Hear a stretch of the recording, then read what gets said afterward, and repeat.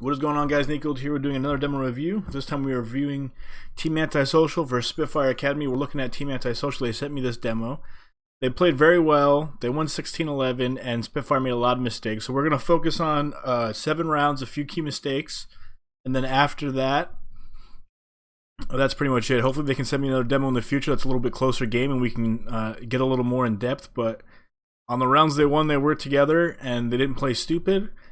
And Spitfire did. They made a lot of mistakes. They got ecoed a bunch. They gave away a lot of rounds they should have. So it was good on Team AntiSocial to capitalize. But I don't think they were ever really pressured, especially on the CT side. So I didn't really go into the rounds they won too much because it was mostly filled with mistakes from the other team that got them easy openings and stuff like that. But we will focus on a couple of the things that they could fix. Because if they didn't do some of these mistakes, it probably could have been a really dominant game. I mean, like a 16-6. Because a couple of these rounds put them into low economy situations and stuff like that. The first thing we're going to look at is their pistol round. If you don't remember, I'm going to let the round play out. And then once the round plays out, I'll pause it and talk about it just in case you guys forgot from last time review. So let's hop right in.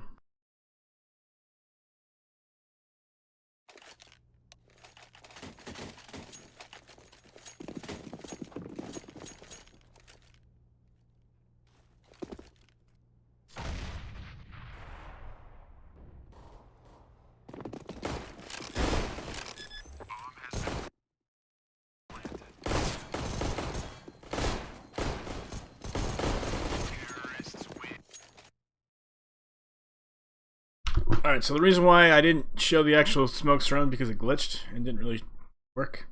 So basically what happened though was that Fredo faked A by throwing a smoke that lands in sight. And from apps they threw one that smokes stairs but it doesn't show up on the demo. And then they just faked A and then walked B. And then did a fake plant, and when they did a fake plant they peeked and baited out the last sight guy trying to make a play. And pretty much just shot it down, had a really good post plant. So I thought that was a great play by them. It was a really good fake. It was really well calculated. Obviously, a lot of thought was put into it. And the fact that they were very patient and that they even talked about faking out the plant to make sure that when he peeked, or to make sure that when he planted, he faked it so the guy would peek and they can trade it. That really got him an easy sight instead of causing any kind of confusion or chaos in the middle of the round. So I thought that was a really strong round by them and a cool pistol round. So I definitely wanted to show it.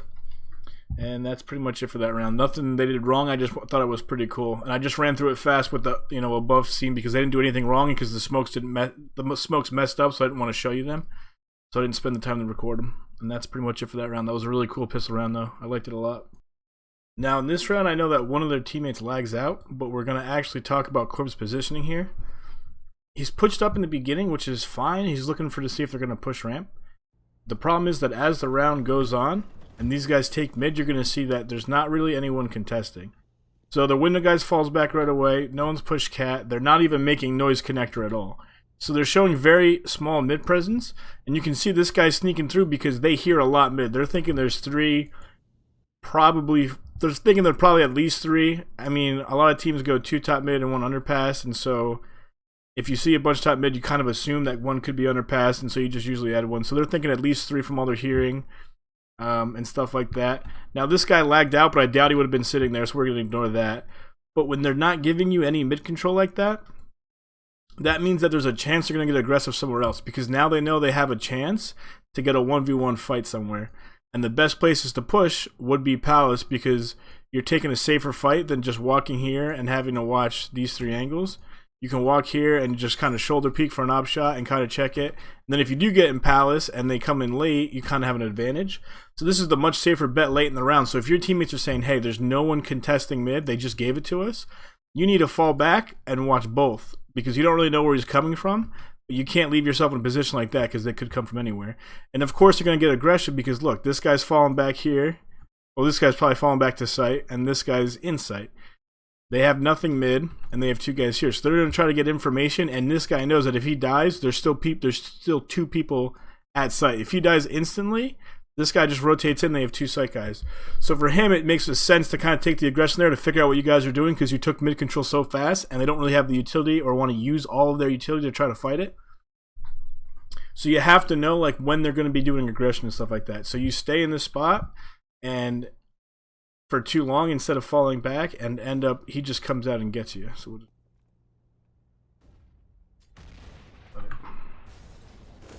And so you're sitting too long, you're watching too many angles, you're going back and forth, you make a noise, a sound cue, and that's it. That's all he needs. But like I said, when you don't have any mid pressure, the CTs want to find out where you're coming from. They're going to try to peek apps. They're going to try to peek Palace or flash into ramp or something like that. They're going to try to do something to figure out where the remaining players are, because they know that there's so many people mid, they're at least taking a 1v1 somewhere else on the site to get the information instead of trying to challenge 2 people mid. And so that, and I noticed that Corb goes there a few more times, and I think that's like that's something that can bite him in the ass over and over again. That's not just like a one match thing. That's something that could keep coming back to haunt him, because it's so hard to just sit there and make sure they're not coming from each direction. So this round I'm going to talk about while it goes through, and we're just going to look here. What's going to happen is you guys are taking top mid, and we're going to see someone fly under underpass. So Vroomy jumps down here and sprints underpass. Sorry.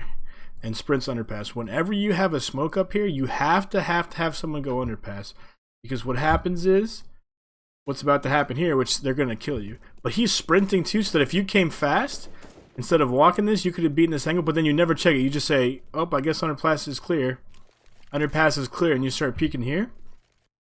When you do that, he's going to come back and he gets a double here. And that's going to happen every time if you don't pay attention to that smoke. And if they know you don't put someone under there, they can penalize that a lot. Every time you smoke top mid, you have to put someone underpass. At least flash peek at something. Even if you don't challenge the fight, just find out he's there. Because once you find out he's there, he's screwed. They're going to have to try to do something to get him out. But if you just don't check it and leave it there, you're going to throw rounds like this, and it's going to hurt your mid control.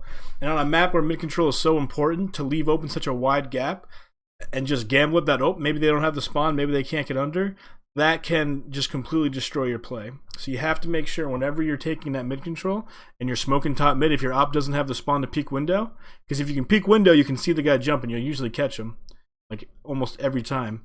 And if you don't have that spawn in your smoking window, you have to make sure you watch out for it, because that's just a fundamental mistake that will continuously bite you in the ass if you let that carry out into more and more scrims and matches.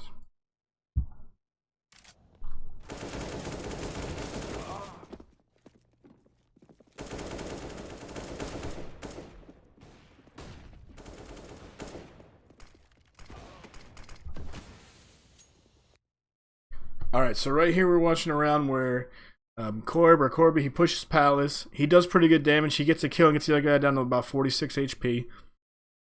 And you guys know exactly where he is, but you give the up 2 kills. You guys had full utilities. 2 people at A site. Jay and Doodley's had nades, and you guys knew exactly where the guy was. So instead of having like the op hold one side and the rifle holding the other and nading out default, which probably would have been an easy kill because Corby would have communicated that he lit him, at least hit him twice. You start wide peeking and just walking out of the site with no smokes. You guys took that a little too fast. Like, it was great that Corby did the damage, but to try to get that, losing 2 people to try to get that trade doesn't make sense. You would still be in a 4v4 with one guy hurt, and that still favors the T side. You had all that utility, and you had him trapped. You knew exactly where he was, and he couldn't move without being shot. And you had nade, so one person could nade while one had the rifle out, and then switch. The other person nade while he had his rifle out, and then Jace would have to take a really, really risky angle that would probably be easily traded if he even was willing to. If you just threw a nade there and then started throwing smokes on the run and smoked off jungle and CT and boxed out Jace, you would have had a clean round with 4 people still alive.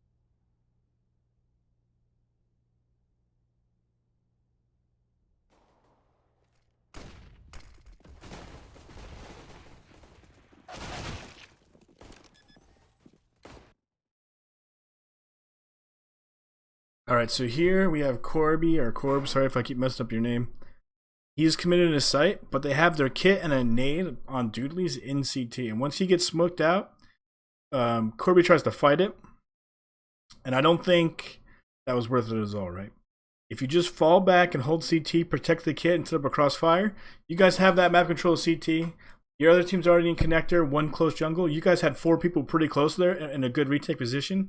And you had a nade for post, so if you just let them plan it, nade while they're planning it, or nade sandwich or Tetris or ramp, somewhere you know they're going to be, and then pushing together, like 2 and 2, and you have a flank coming. If you guys were just a little more patient there, and if Corb just falls off, you would have been in a great position to retake. And so you kind of give them the sight and the min advantage.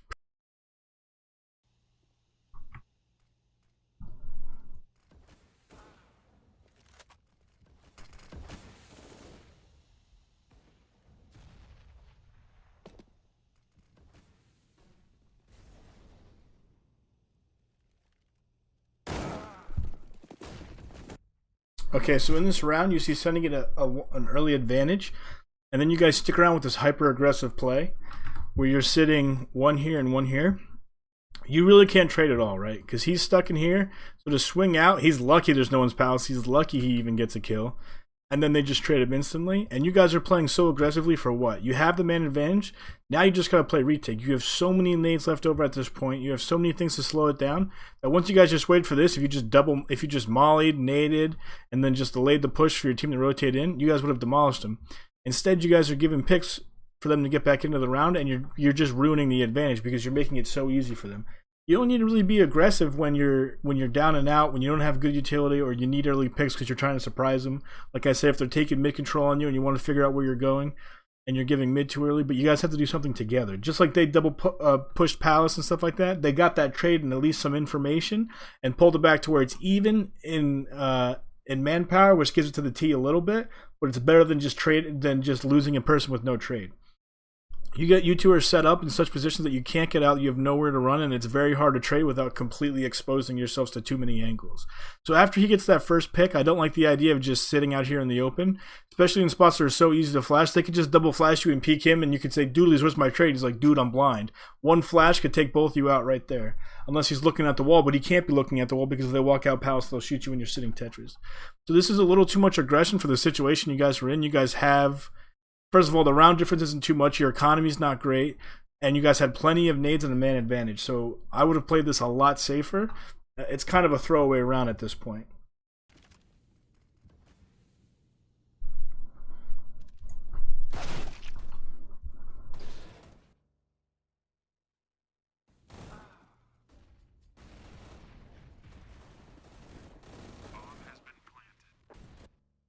Alright, so this round you don't really have a great read on their economy, but you see that Sunny goes down to a Tech 9, and you can kind of figure that if they have a Tech 9, they probably don't have a lot of utility, or they don't have a lot of firepower, or they're trying to use pistols so that they can get utility to do an execute and push somewhere fast together. So for whoever stayed on A, you have one person fighting in A again and one person far back. You guys have Deagles on your team, you have FAMASes. You don't have the firepower either to fight them off. That's the big issue here. So you should fall back and just play a retake, address the mid guy, retake mid control, and then use the man advantage on the retake because you know they're going to be under firepower. Instead, you actually give him a FAMAS and he gets a kill with it. So you give them a better advantage into the round by playing so close and not having the firepower, the mollies and stuff to hold them off. And you don't have the information. You don't have anyone peeking Palace because you just lost your jungle guy. So you have no clue they're just going to fly out and drop on you. And yeah, he has a FAMAS, you have a FAMAS. Unless you get perfect headshots while they're falling, which if you've played CSGO is just completely impossible, then you're just giving them really the advantage there. Instead of just falling back, playing retake. Again, you guys had some nades, some mollies and stuff like that to hold them off, to get them out of position while they were trying to plant and to do damage for an easy post plant. I think that was pretty much your biggest mistakes throughout the whole match. You guys played pretty well. You guys basically shut them out from this point on. You guys keep their money from, you guys eco them a couple times. They make a lot of mistakes, and you guys end up winning out. I think it was a good game overall. CT side, I think there's a little bit of lack of communication in your A site. I don't think your hold is the best. I'm not really sure. You guys are getting aggressive at the wrong times, and your aggression is too disjointed. It's not really working together. And so it can give away a lot of early picks and things like that. Otherwise, I think you guys played very well. I thought your T side was very clean. You guys won 9 rounds on it. I want to thank you guys from Team AntiSocial for sending the demo. I want to thank everyone from watching. Hope they got just some insight to even when you're winning a game, there's small mistakes you make that can, just because they didn't lose this game for you or punish you in this game. I mean, this was obviously a low buy round. They shouldn't win the game. Well, they shouldn't be winning so easily after that. It gives the T's an opportunity. They just don't capitalize. So you can see how some of these mistakes can really change a game. And hopefully they can send me a demo where they're a little more contested. I think that would be very interesting because of how well they played together as a team on T side and how well they did recover some of these rounds on CT side. Overall, I thought it was a great game. Thank you guys for watching the video. Tomorrow I'll have up the Mirage breakdown video on Tuesday let me get my phone. Tuesday the 22nd, so stick around for that. If you liked the video, please like, comment, and subscribe as always. Thanks a lot.